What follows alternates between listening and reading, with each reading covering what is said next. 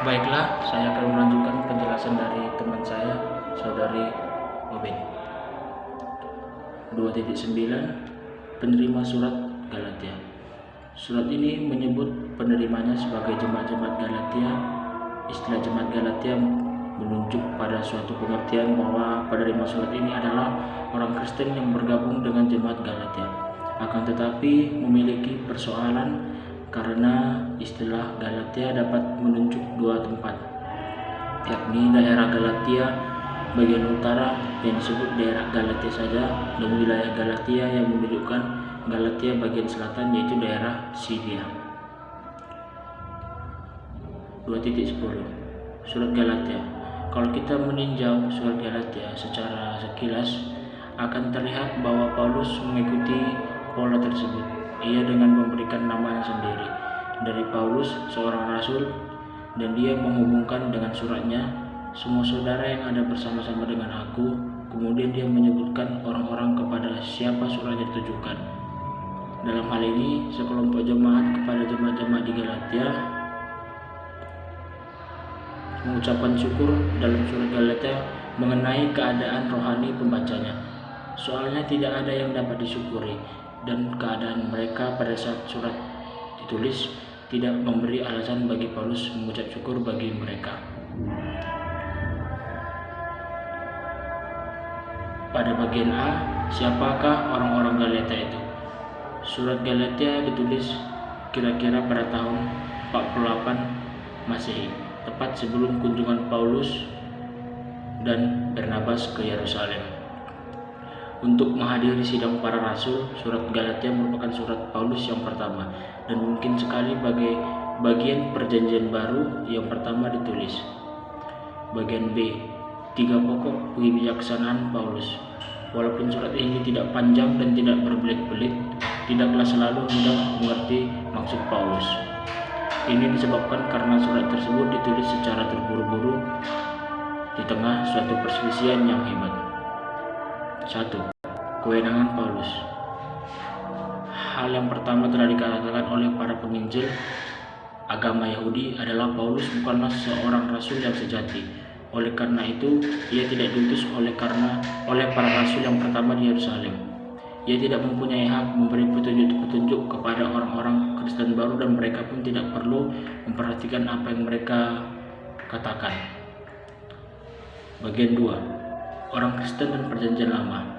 Kemudian dia melanjutkan dengan membahas ajaran palsu kedua yang dikemukakan oleh pengacau-pengacau Yahudi tersebut. Apa yang mereka tahu tentang Kristus mestinya telah menunjukkan bahwa mereka telah menerima Roh Kudus.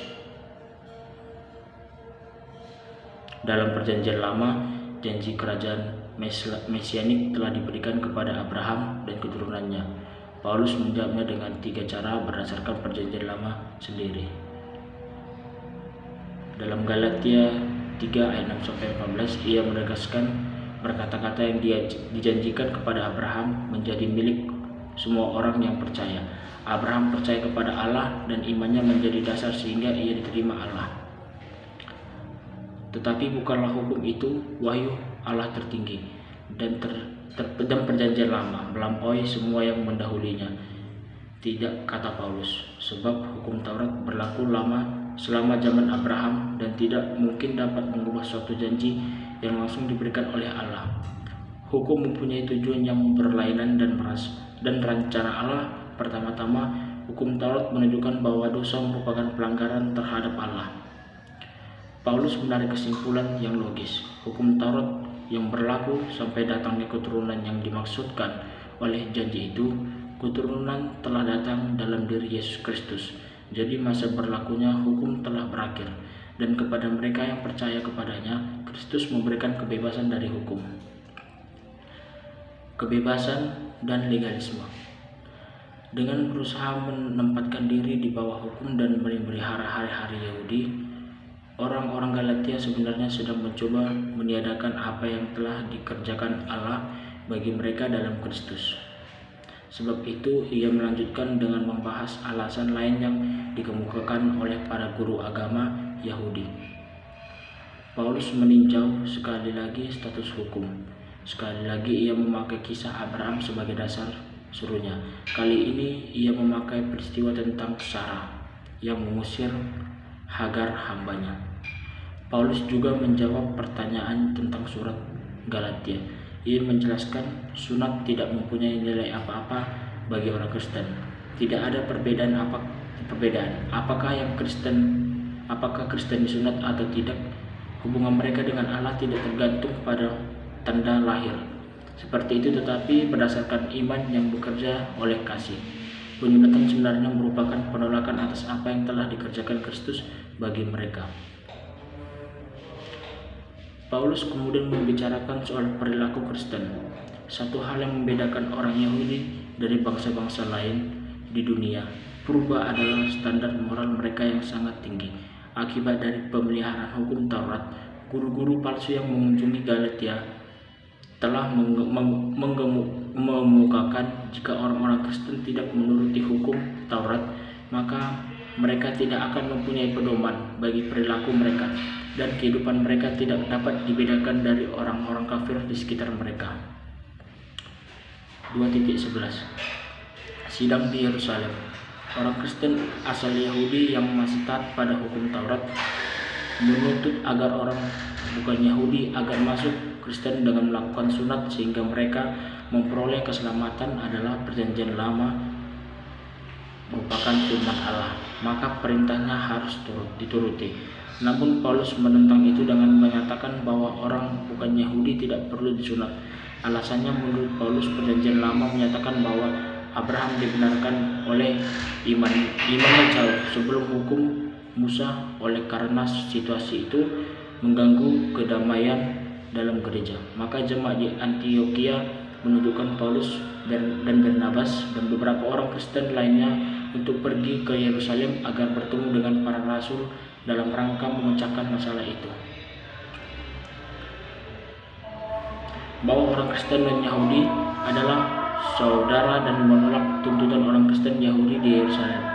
Sidang itu menegaskan bahwa masuknya orang bukan Yahudi menjadi Kristen adalah karena pekerjaan Roh Kudus, sehingga tidak perlu ditetapkan beban di atas pundak mereka dengan melakukan ritus sunat. Larangan itu berkaitan dengan perkaitan kekafiran yang menjijikkan orang Yahudi. Larangan itu adalah non-Yahudi. Contohnya, yang pertama, makan yang telah dipersembahkan kepada berhala. Kedua, makan darah dan daging binatang yang darahnya tidak dikeluarkan dari waktu disembelih. Ketiga, melakukan pencabulan. Aturan ini diterima Paulus, namun hal itu merupakan kompromi dan suatu penyesalan berdasarkan kompromi. Terkadang saja berhasil. Kasus ini pun bukan pengecualian, sebab ketika Paulus sekali lagi menghadapi masalah yang sama di Korintus, ia sama sekali tidak merujuk pada surat keputusan para rasul, tetapi sekaligus mengemukakan prinsip-prinsip utama yang menyangkut persoalan tersebut. Namun, ia adalah masalah lain dengan surat keputusan para rasul sulit diterangkan. 2.12 Perselisihan Paulus dengan Petrus.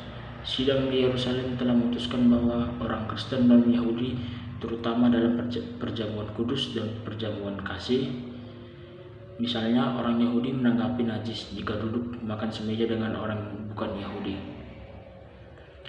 dilakukan oleh Petrus ketika ia tiba di Antioquia. Petrus duduk makan semeja dengan orang-orang Kristen dan Yahudi. Akan tetapi ketika datang beberapa orang Kristen asal Yahudi dari Yerusalem, Petrus mengundurkan diri dari persekutuan bersama semeja dengan orang Kristen dan Yahudi, lalu berkata seolah-olah tidak makan semeja dengan mereka. Sikap Petrus ini menyeret beberapa orang Yahudi lainnya yang duduk makan semeja dengan orang Kristen dan Yahudi, termasuk Barnabas.